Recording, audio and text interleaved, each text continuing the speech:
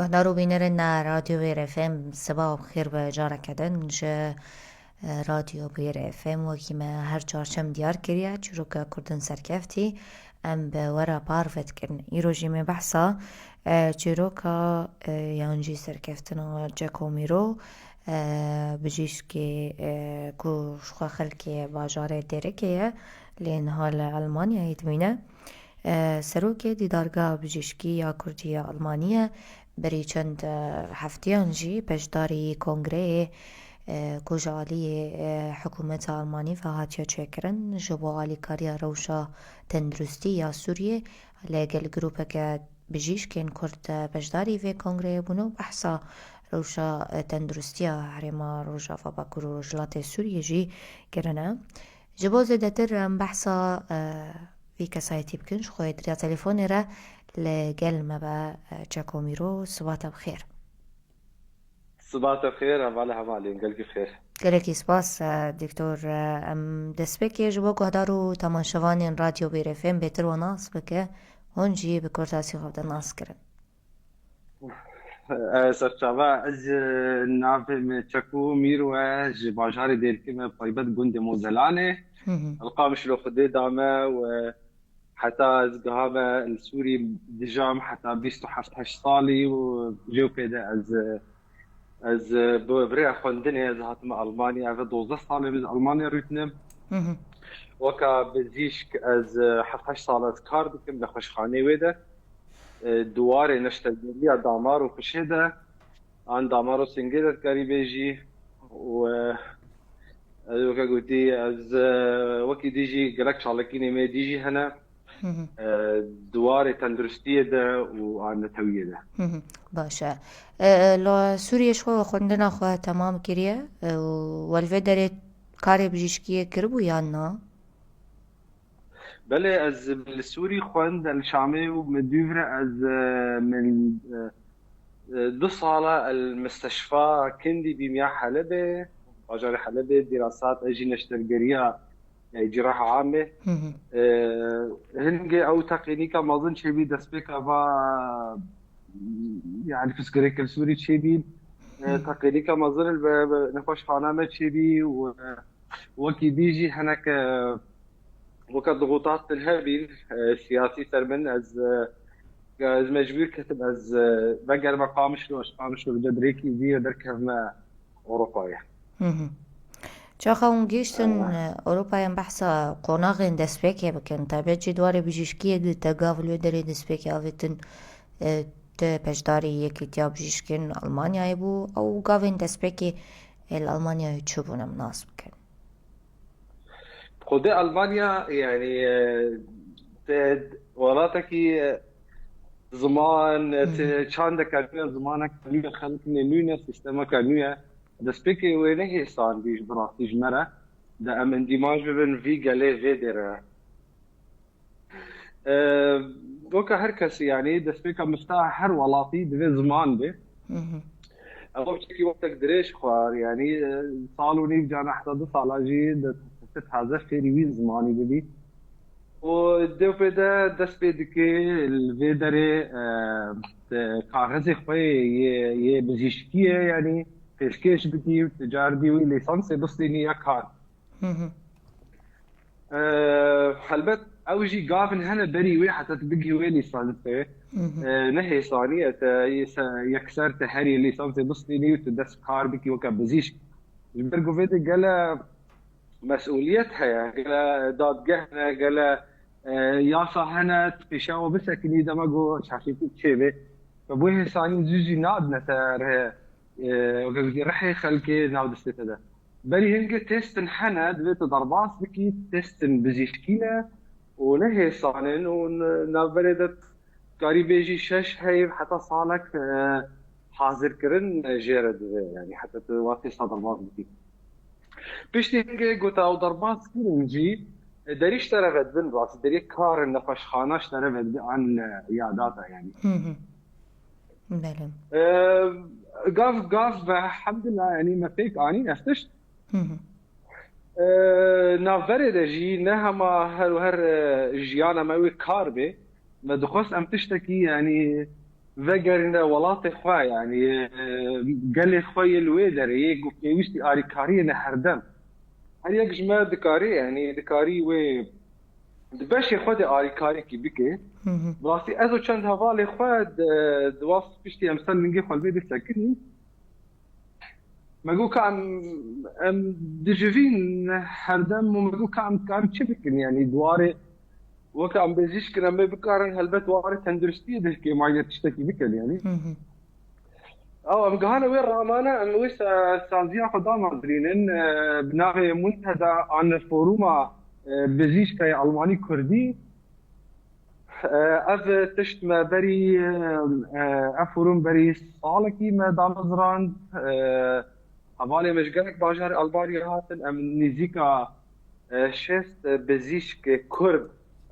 ام الهفر ونشتن الاوتيل عميد يعني الباجار شتوتغارت ما اف افورو ام منتدى دامزران اجني خوش ان شاء الله ما من شاء السر هيك هاردك هجمارا بجيشكن نها دل وانا دويدي دارگاه بجيشكيا كردية ألماني زدريشس بجيشكي وكي تقول اوي بجدار بين شست بزيشت كبير لجروبا مدى ام زيدي شخصات بزيشك كرد بجدارن دوي منتدى براستي شصد بجيشك شخصات بزيشك قاليا خوش روج افانا يقول المانيا بجن بياني هنا بورا دكتوريان تاني و بستاوا تاني بجيشكن كرد بن براستي ما دخواست جبرگو ظلم و زور گلک سر کردا چی بیه ما دخواست امو کلوبی کی کردی هندرستی کردی چیکن جبر هردم مافي به هونداد به ناوا ملت دیده جی یعنی و ولاتي ما ابد 14 سنه بالشرده يعني جا ما قلت او يعني فيش قرتي دسبيك جوش افاره به دوره وكدي سوري قشتيره بيجي ونغم باشا اف منتدى وافا كريا دكتور شوت يك جبر برسن وي يانجي تسروكي وي هم دامزرينري وي يجي هم ناس وكن كارو بارين وي ون چو پیشکش دکن اگر الالمانيا به اگر جبو هرما ما به روجاوای کردستانی بهتر او گاوین وای چالاکین و چنه براستي قالك ارمانج هنا جي بطيبات ارمانج هندرين يقول المانيا ده يعني جبر واب بزيش كمال فيتري وارمانج هنا بري والولاطن از كانم دسبيك يا بكم يا هاري ما ظن ما دخست ام و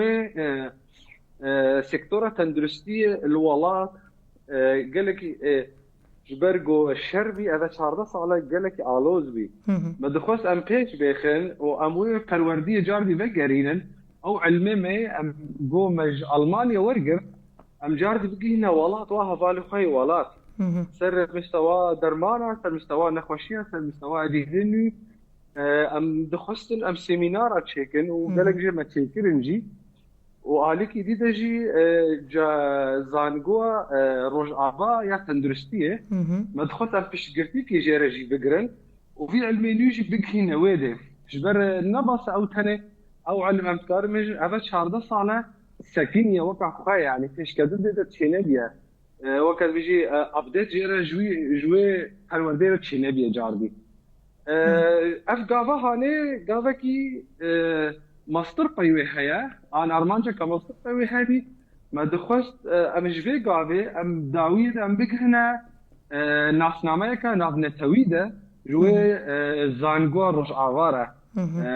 مش كي معيدة عالية تندرستية ده وأنا قالك باش به هنها و فيش تي اتفاقيات تشدن شاميرة بس فيك و أو ناس ناميا ناف سوري ده وبكرن ورقرن وطيرة قاهادي أم دخوازن ناف جيهان ده أبناء النتوية ده أمشي أرمانجا كمظن أو بي بنجح وبي قافني مظن شخوتها نايب راسي باشا وچند سمينار حتى نها بيك آنينا راسي جروب أما برفرايا وقالك هفالي ما تكليب وكسن زانغوروج افارا عن تكليب هامي القامش له عن وباجار دي دكن سيمينار انترنت تشيتكن يعني بريا زوم فهمت كان بيجن وهانك جوا ميزيك خده تشيكي و بجدار ببن يعني اللي روج افا والسر على السيمينار نشيبن ام تفاصل انا دنا وشخوا ام جار تذكر ان ارمان جمعي ديتشنا ابي ناف المانيا ده بله يبرقوا ام جروبك بزيش ان مدخوس ام بروجكت ناف درشك بروجكت استثماري صار مستوى يعني نخوش خانن هنا عن كلينيك عن عيادن هنا مدخوس ام يعني في وارده ام فيدي دستك بن ام بكارن تشتكي بك نافي كردا افيك جي وياد دو يجي ما دخلت ام بشت قرتيا و بزيش كمان نو قد هنا المانيا بكن بله جبر دما تتي وقتكي غريبيه كوجبريه نظامي تشري بشياتيا سيستمكي جلكي جدايش سيستما مايا السوري تشدبه يعني يكش كاري ما اندستي وابقرن ومرينا شاني وابكن كوا قاف يعني بقه ارمان جفايل جيدري باشم بپرسن دکتور شوتا جینها بحثوان سمینرا کرکو داكو بيشكفتن دواري تندرسي دا الهرمي چه ببه الجور ازمونيا كو شوات الولاد جي اف كاري بجيشكي كريا والألمانيا يجي اف چند سالن شخوا وكو بجيش كدنا خوشخاني دجي كارتكي او هفرو كرن يعني او مقارنة جودا كرن اگرم بيجن چقاسي جهري ما مره چقا پيويستا جبو واري تندرستي بسر بكوا و پیش كوا او مقارنة في داري بألمانيا يرى چقاسي پیش كفتن هاي براستي اف مجارك مظنها وجداهين مظنها انا جبر حفظانا نقابة تندرستية سيستم تندرستي سوري والمانيا براستي ام مخابن اف شرط شي بي واف حصارة سر روج افا او سر سوري هلاك قالكي تشني يعني بس قريكلي دجوار بدوار تندرستي دا تشيبل جبر ويكي أذكر بجمتا يعني وش خاصي زحمت ودريج بك دمر اللي أذكر بجمتا أم تشاوا تشبيشيا ما تشقاب هنا أم دخوازين أم تشاوا تيج بخن بله يك جوان قافا أم بري سي حفتيا أم البرلين يبون بله كونفرنسك عن كونغريسك بجدار بون او كونغرس بشجرتي علي حريمة الماني حكومة الماني ووزير عفشكتنا هي الماني دانز راندن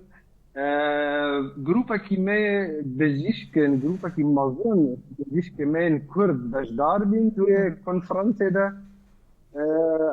ارمان جوين كونفرنسي يكي كان ارمان تبي او ارمان جوين تشاوا اميوه نخوش خاني السوري بطيبة روج افاجي وتشاوا ويت السيكتورة تندرستي امي بيش بيخن قالك بروجكت هنا براسي حاضر دبن ما بري هنك تكليب بريبري نخوش خانين اللي روج افارا وقركي لقي وديركي راكر وقالك هفالي مي وين خويا وشالك القامش لو ما تكليب ورا كده قلت كي ما فيها ام بكن الفيدري وام شاطش قرتي الويدي بكن ما كان جفاتك تشكر بريان زوم بري نحرنا في كونفرنسي ده جفر بروجكت ما هبر حاضر بله نها أخافتنك وهبو دكتور في كونفرنسا كوج علي حكومتا ألمانيين جبو بشجريا شوا وقت بجيش كان كرد للسر روشا هريم مامت تايبت هون أخافتنك وهبو أخافتن شيبي وكا منصك هبي وزيرا كشكتن إجتدى بي وحنك بزيش كما كرد كشن كرد جتدى بي بألماني عنين الزمان تشه قاسي زحمتي وبسجريك الرجعات طيبت هنا ما أبدأ جهاند وبراستي قالك بزيشك هابين بزيشك ألمانجي هابين أو بزيشك وتطوعي كنتنا رجعك هاردكن قالك جو عمنا حاضر بين ونرينا خوشي قهاندن براستي وهالبات وفيش قلت كما ذكرت يعني أبجي تشتكي قالك بالكيش بيقالك بيجي جوي علي ده بروجكت هذا حاضر دنج عليها بالي مدى ونيجيك أمي بيشكش بكن هلبت الشروط نجي أنا هالبروجكت وهي بي قبول كرين يعني لأم هي فينا يعني تشتاق دست بقدي أم تحكينا كنت يعني باشا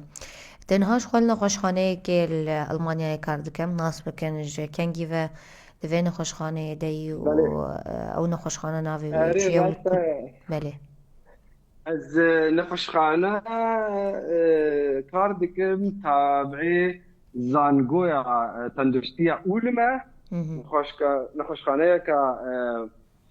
مظن الفي باجاري أولم بكذا باكو باشوري ألمانيا نيزيكي باجاري ميونخا أبا الفي نخوش خانه طيبت أبا 5 سال مشي بري هنجز نخوش خانه ديدين وكا هر كار يعني الفيدري ألمانيا داوي ولات كارة جارنا جيت بخد حسيت بي مكينجي يعني لا هيك راحتيه مصابن وكاري مجي تتظاني كاري عمليات وين كاري ثانيبه ساعاتها جانا مثلا خد سكنن وكي مايسي كي مايده يعني روجات 8 ساعات كار بكي الفيدري الألمانيا تشكار بكي أوا تو اندامت صنديقيا بجيشكين ألماني ده واكو ناس نمايتا هي دوي اتحاد الأطباء الألمانيين از اندامم تيتا بلي بزيشكي ألمانيا بزيشكي ألمانيجي و مجبري جدي اندامي وي يعني او جوكا بيجي نقابه يعني دجبر او ليسانس بدنا تتكار بكي وجانا كيفش كبيات باش قرتيات تجي بدل يعني بله ايتا تانية النخوشخانه دكتور كاردكي وك كلينك اكتاي تايبت لو در ألمانيا تني نا جبرجو كاري نشترجريه بقليا خال النخوشخانايات وهي دمج دما يعني في شروج نقل دوجي از بقهمها وكا كلينيكا كأنا عيادكي تايبت بنابخو تشيكن بله ام بري بداوي بكن دو خازن بپرسم گاوین و پروژین و یلو به تایبت چی دواره کاری وده ام بپرسن چه دو خازن بکن تایبت چی بادا ما پیش من دنگي تقول في عفوا جاردي بيجا من قد پروژین و بین یانجی گاوین و بین دو خازن باویشن و چه بنج با پیش روزی راسي جافين ماي مظن ام قالك غما روجافا دخن يعني ام فيها ارمانجا ما يا هردم جو سري مدى ام تشاو بكن ام جا يعني ام الفيد خفتن بهتر سر مستوى شخصي يعني هردم تبي مروف نفسكني يعني طموح تبي نفسكني الجانب بيجم امجي وقع ابلكيشن ابسر موبايل وتهردمك ودمك ابديتك قيانك يعني تستكيني نبيني تبكي وفير ببي تبي مني باشا خلق الفيديو هاني بله افسر سوا تحت جسكارمان بيجم بله گلکی سپاس جبو پشداریا و جبو برنامه گلاوا صبح دکتور شکومیرو کو سروکی دیدارگاه بجوشکی یا کردی آلمانیا هي لگل مبو تل داویه دخوازت شتاکی زیده ببجی دکتور براسي اسخوازت قلتنا تاني بيجم يعني شيرتكي انا شيرت نجوا كسي خورتو جوان ما يعني خورتو في ما يقول خازن ورنا اوروبا دقيت تقول على اوروبا نرجع قلايا في وريده هلبت ويقالك زحمتيها بي وجبرناك كوتش بري ويشقى زحمت بيسر نفسها مروفي يا دوي از غازب بيجم زمان مفتاح هر ولاتيه يعني قلت هاتي دبتخو حاجتي الزمان راتي لها القامش في السوري ودكاري دس زمان بكي بريا كورسات اونلاين جي تتكاي دس بكي وزمان توي تشقا خورت بتشقا ودرفتاتها هذه في الوي ولاتي بيش بك هذه يا دويجي وقت من قبادي أزيد دوباره بكم جاردي انت مروف دفا يعني طموح نفسك يعني تنقو هاي تجيكي تبيجي خلاص از قهان تشتا از دخوازم از بيجا دي بسكنم وتبيجا خوبخي زونا راحتية دي يعني جرد بيجي كومفورت زونة ولا كشكتن جرتا سكيني خلي دوراته او دوراته حمية بتنا في شياتا داردي دفا مروف الكودي بما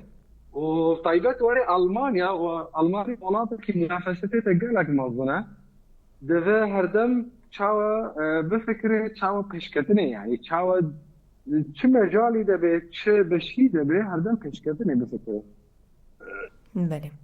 يا سسي يا قالك جرينج من دخس بله اما الفي در الفي ولاطي قهند عنك يعني دورة حمي ألمان حمي أجنبينا تكليف خلكيرا مروفا كيما قالك جارا مرو خوش بيرا دكي ومرو زماني خوش بيرا دكي ومرو چاندا خوش بيرا دكي كرداتيا خوش بي الفي اس بيجم الفي تهاج بي مرو هاج بي تشتيهابي وجبير لك هردم خلق قالي ميل روز آوا أنا بالسوري بيوستي آري كارينا إذا شو آري دبي نحما وفي آبوبي قالك وارني تيجي هناك آري كاربي بمو فيتش تجبير عنك يعني الكل جيهاني بشي هردم يعني ولات وقالته أدبيجم قالك سكرو رامان أكيد بله يعني بتشك جوي قنجيت بقريني قال لي خو ولات إخواني وين خراب بله گلکی سپاس آره وقتی دی اسپاسیا وقت کم گلکی سرفی در فتح خوش و سرکفتنه هیوید که مجموعه گلکی سپاس امجی هیویا سرکفتنیش بوا و کار و خباتا وی کل ألمانيا عند باشين قدروا بينيرن ما بيشتيفينا ورا كورت سامي لجل وبمي دور نكبت